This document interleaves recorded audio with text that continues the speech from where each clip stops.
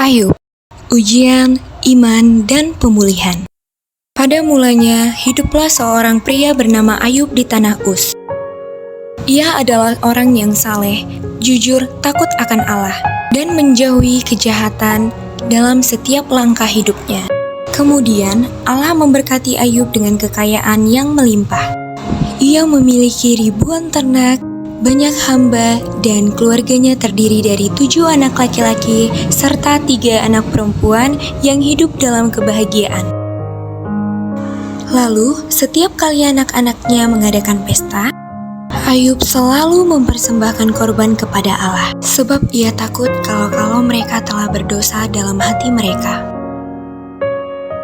Tetapi, suatu hari, iblis datang ke hadapan Allah dan menantangnya, berkata bahwa Ayub hanya setia karena ia hidup dalam kenyamanan dan kelimpahan.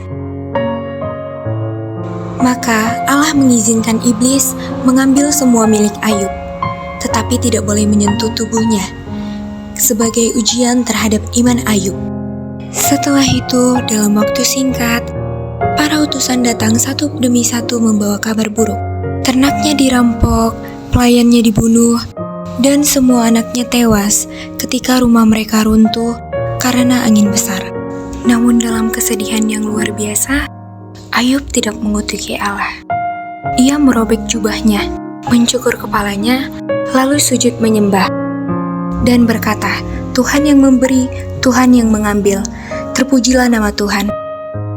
Kemudian iblis kembali ke hadapan Allah dan berkata bahwa Ayub tetap setia karena tubuhnya belum disentuh penderitaan secara langsung.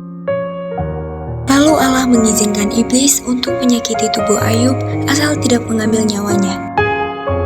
Ayub pun dipenuhi borok, busuk dari kepala hingga kaki. Ketika itu, Ayub duduk di atas abu sambil menggaruk tubuhnya dengan beling. Dan istrinya berkata, "Kutukilah Allahmu dan matilah saja." Tetapi Ayub menolaknya dengan teguh.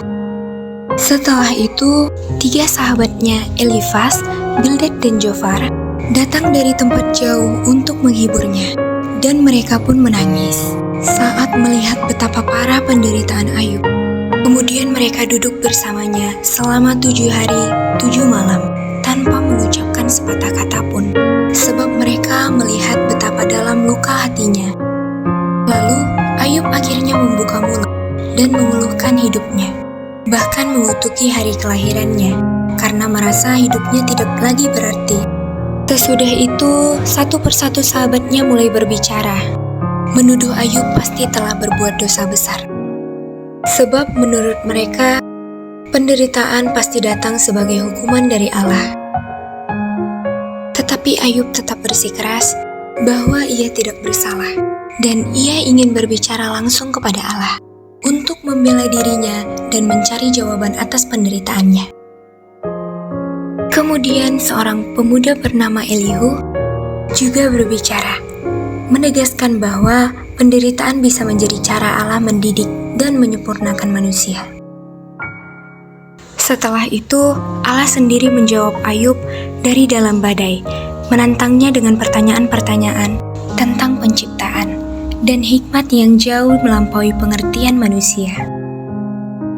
Lalu Ayub menyadari keterbatasan dirinya dan berkata, "Aku tahu bahwa Engkau sanggup melakukan segala sesuatu." Lalu ia bertobat dengan sungguh-sungguh dalam debu dan abu. Kemudian Allah menegur sahabat-sahabat Ayub karena mereka tidak berkata benar tentangnya, seperti yang dilakukan Ayub, dan Ayub berdoa bagi mereka agar Allah mengampuni mereka. Akhirnya Allah memulihkan keadaan Ayub, memberkatinya 2 kali lipat dari sebelumnya, memberinya anak-anak baru, dan Ayub hidup panjang umur dalam damai dan sukacita hingga akhir hayatnya. Demikianlah cerita Alkitab mengenai Ayub tentang ujian, iman, dan pemulihan. Jangan lupa like, comment, and follow ya. Bye-bye.